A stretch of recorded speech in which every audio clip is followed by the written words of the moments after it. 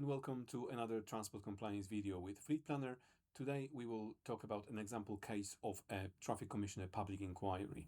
So what we will show you is what we did from the moment that the client notified us through all the steps that we took to the public inquiry, and then what happened afterwards. Hopefully this video will give you an insight of how these things look like, although I must stress that no case is the same and the techniques that we used are not guaranteed to give a certain outcome at the end. But it did work in this case, and that's what we will show you today. So we'll start from the notification. The client called us and asked for help. It was a scaffolding company, so it was a restricted operator's license. It was clear that the client didn't have a lot of knowledge about the transport or operator license responsibilities. They were mainly focused on the scaffolder's responsibilities, and the transport side was left behind. It was also clear that the company grew rapidly from a very small company operated just by the owner or the director with a small van. Then obviously when they applied to have operator's license, they grew their fleet to, I believe there was 4 vehicles in the end. So the reason they were called to the public inquiry was because their vehicles were stopped on the roadside, and there was some serious defects, and they also didn't realize they were running without MOT on one of the trucks. So obviously, as soon as DVSA found out that the vehicle was operated in an unroadworthy condition, they paid the client a visit, and obviously they found that there was some significant failures in maintaining the responsibilities. And obviously the report was filed to traffic commissioner, and the traffic commissioner called the company for the public inquiry. So we were called into action just after DVSA completed their assessment, and so we couldn't really make any adjustments before the DVSA came in.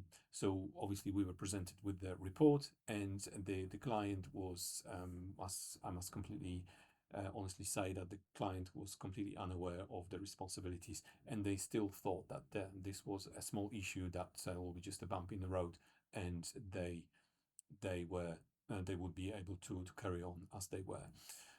Obviously that wasn't the case. I remember a client saying that they would like to just draw a line under this and then start operating properly from now on.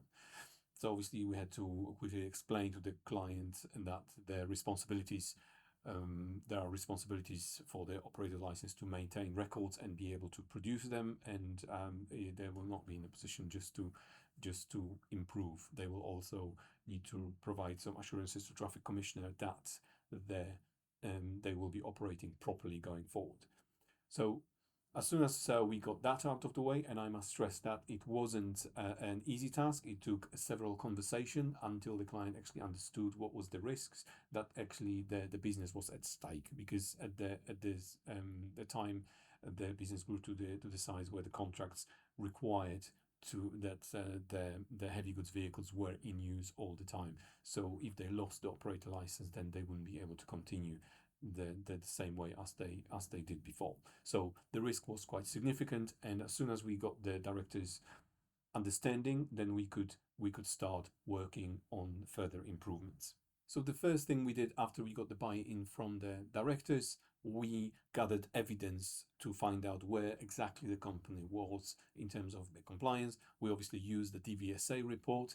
We on top of that, we found some further issues, or namely because DVSA were focusing on the maintenance side of things, and what we found is that the driver's hours was equally problematic. So that also had to be communicated to the directors, and as soon as everyone understood where we are and where we need to be, we were able to progress to the next step, which was addressing the issues.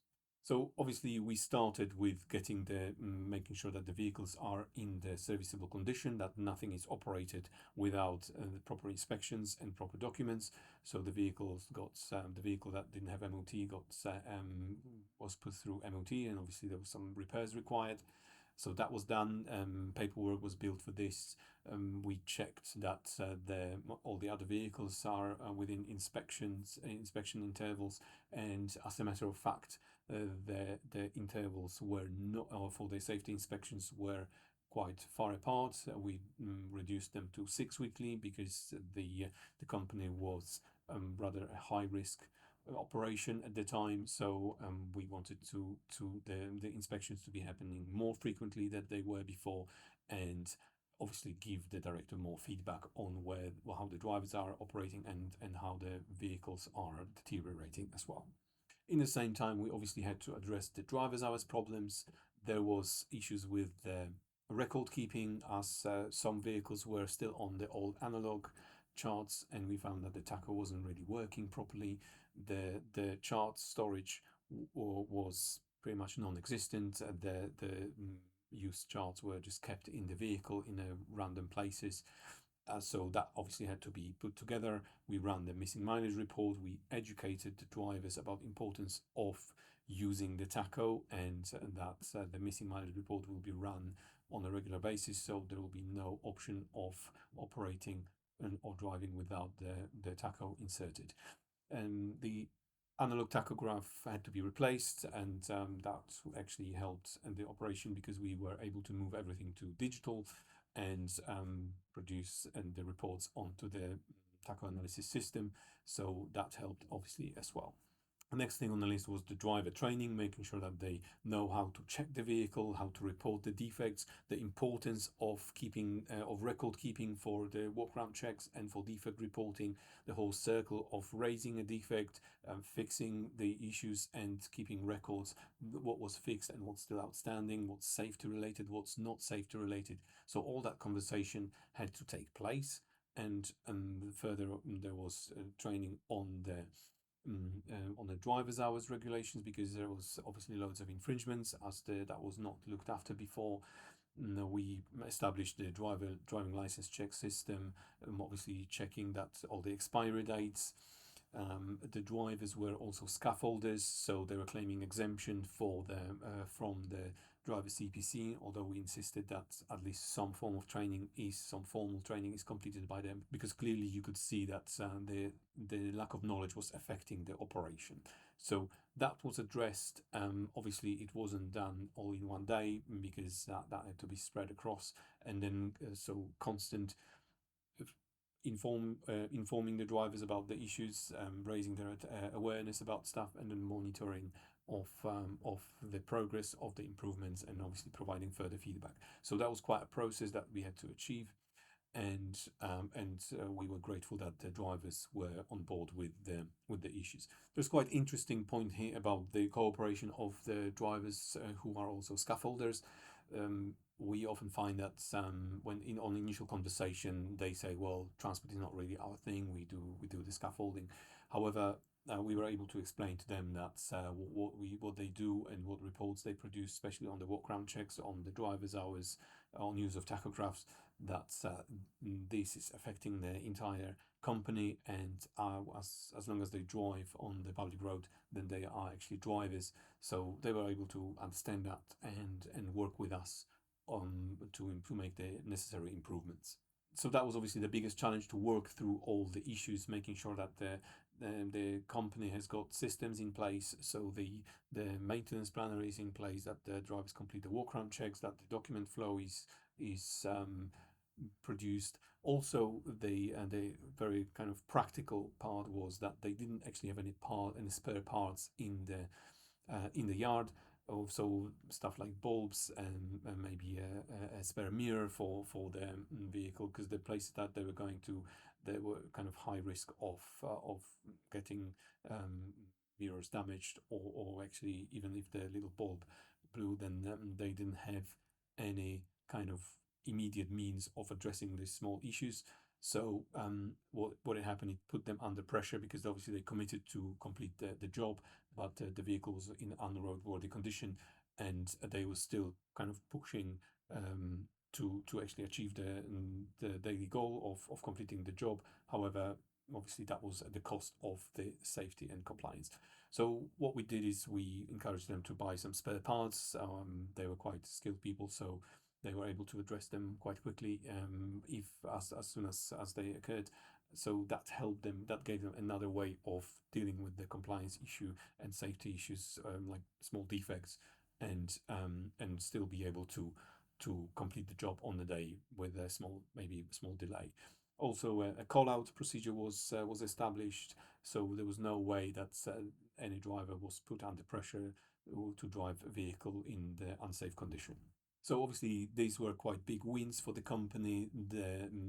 Everyone kind of got more on board with stuff, and they understood the processes, and being able to implement these processes and get everyone to be happily working with them, and then providing a document flow to back this up was quite a big success, and we were quite pleased that we were able to raise the compliance levels so quickly.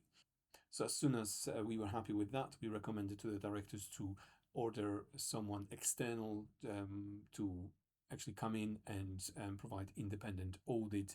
So obviously a professional auditor came in and audited the whole operation.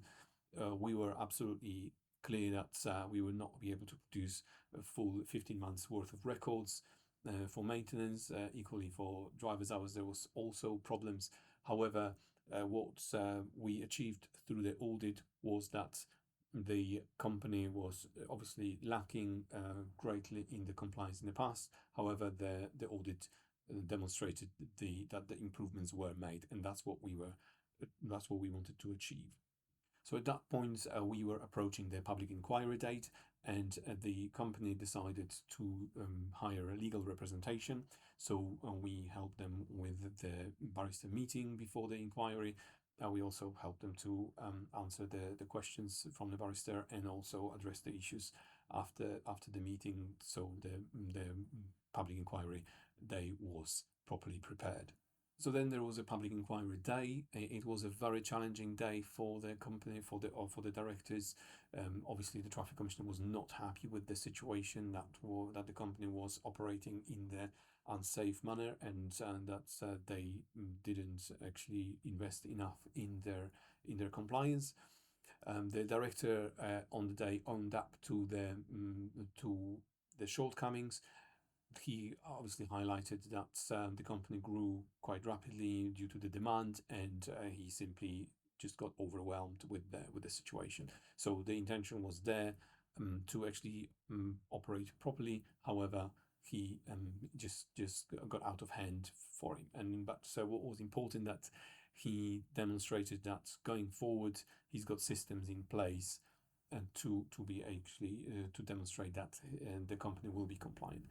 And what was important on the day was that there was very little promising. The director was actually able to provide evidence that there was meaningful changes happening already, and then the audits demonstrated that there was stuff in place already. So where there was gaps, the lack of training, the lack of record keeping, that was already addressed. So, and there was evidence for it. So the director wasn't just promising that everything will be fine going forward.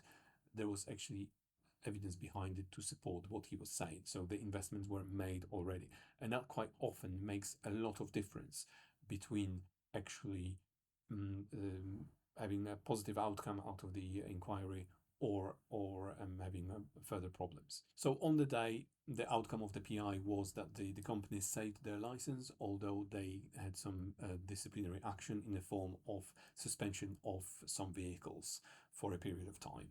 That allowed the company still to maintain their basic responsibilities. However, it did impact them financially, because they were not able to fulfill all their contracts, so they had to actually postpone some work, and so they could feel it financially. However, they did come out on top in terms of saving the entire license, and being able to operate in the future. So the whole exercise was quite a big investment for the company. It would have been much cheaper for them to operate legally and safely in the first place. Obviously, they learned their lessons the hard way. What was also important, that the company committed that they will be using someone competent going forward. So they stayed with us for a long period of time.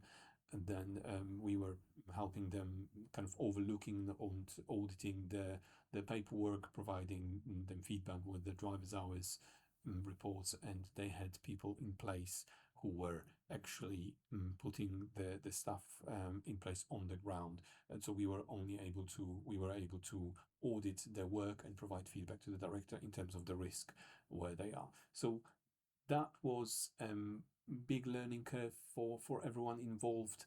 Luckily, they were able to survive, although it cost them a lot of money in relation to their revenue that they were getting at the time. It was quite significant. So obviously, the best way is to be compliant in the first place. So hopefully you found this video informative. If you found yourself in a situation where you are being called to public inquiry, please feel free to give us a call. Obviously, if you enjoyed this video, if it was helpful and you would like to see more of videos like that, please follow us or give us a like. We will be producing more videos of this sort. And thanks for watching. My name is Roman. This is a Fleet Planner Compliance video.